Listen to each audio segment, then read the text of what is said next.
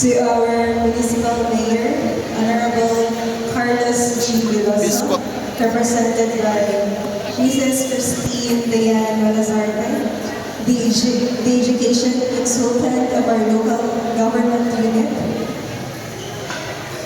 to the school head of Luyaban National Comprehensive High School, Mrs. Aloha Olagudo, to the school's department head, Mr. Enea Orlando, to the junior high school chairperson, Mrs. Jeanette L. Maduro, to the senior high school chairperson, Mrs. Alodia Grace L. Suanico. She's not here, Manu. To the junior high school guidance advocate, Mrs. Gina P. Umbahin. To the senior high school guidance advocate, Mrs. Giselle A. Marquez. To the SPTA president, Mr. Ronald Rowan. To the SPTA vice president and also one of our guest speakers, Mr. Gil Sabares. To our esteemed and supportive teachers of the junior and senior high school department, school administrators, faculty and staff, the facilitator of our program, our Toastmasters, to the handsome and beautiful students, supportive parents, a pleasant and peaceful morning to all of you. What was that? Hala. Ang hangin mantal. The essential skills, knowledge, and attitude that I had learned and acquired from home, from school, from the community I lived, are what made me who I am today. The career that I had made over a battle of years of struggle in school was but a good result of being a good and obedient daughter, student, and community resident who willfully listened and followed good advices and suggestions of persons in authority, and my deepest faith and hope to our Almighty God. And the task given to me today is to share with you the feeling of fulfillment I had experienced of having achieved the career that I aimed for my entire life, which now made me one of the great contributors in the society I live in. But what usually comes to mind when you hear the word accountant?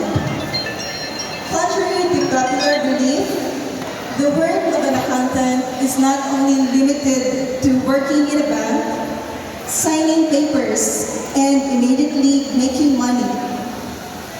Some people even claim that accountants are brilliant in math, while others say that accounting is very easy, just a matter of using a calculator to add, subtract, multiply, and divide numbers.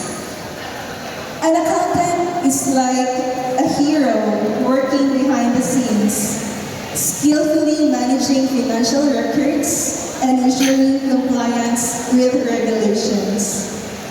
They illuminate complex financial information for business owners, guiding them toward success and empowering their dreams.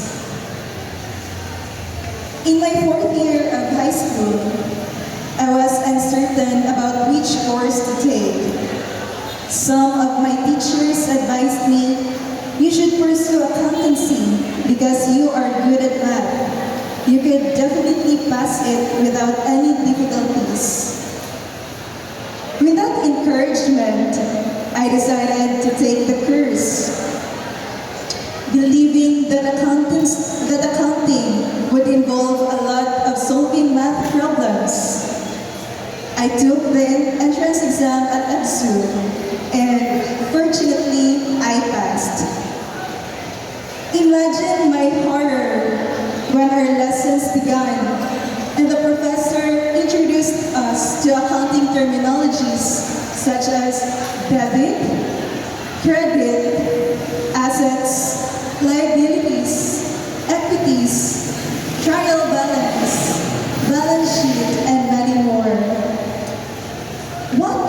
guidance words? Where were the math problems that I was looking forward to? I had expected to be solving complex math problems throughout my college life, but instead, I found myself navigating accounting jargon. However, because of the strong foundation that was built in me from my family, from my elementary and secondary years, I did not easily give up. At any rate, the course I had enrolled was the decision I had made as a result of the advices that I received from my teachers, parents, professional neighbors, and relatives with knowledge and experience in career education choices. I did my best to pass the course and the board exam, participated in school activities, and constantly prayed to God for guidance. The journey wasn't easy. I faced multiple failures and quizzes and exams, and I dealt with financial struggles as I came from a single-parent household with my older and me both pursuing a college education. But with God's grace, determination, persistence, and resilience, here I am today, a certified public accountant, standing before you, sharing words of inspiration. As a disclaimer, I am not a very studious type of person.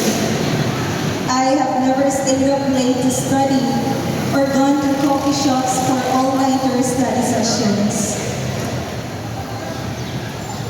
The lesson here is that choosing a career is one of the most crucial decisions you will ever make in your life. It can significantly influence how you live for the rest of your days. It is okay if you are still undecided about your career path. It's also okay if your chosen career isn't your first love. If it seems practical, you may decide to pursue it for now. You can fulfill your dream career later on, once you're settled. It's fine if after high school, you can immediately attend college due to financial issues. It's alright if you feel like you're missing out on life while your friends are partying, traveling, enjoying great food, and indulging in luxuries while you're focused on studying. You will have the opportunity to do all those things later in life. I can attest to that. Nothing in life comes easily. Achieving your goals often requires countless sacrifices. What's important is that you do everything within your control. Strive to the best of your abilities. Don't lose hope and focus on your goals. I wish you all the best of luck.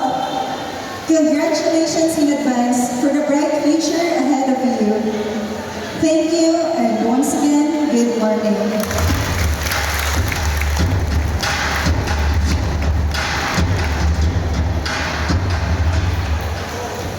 Thank you so much, Mom Crystal. So always remember just like what Mom Crystal said a while ago, students, it's fine and it's okay. And nothing comes so easy in life. We need to work hard for it. Up next, let's welcome another alumnus of the school, the SPTA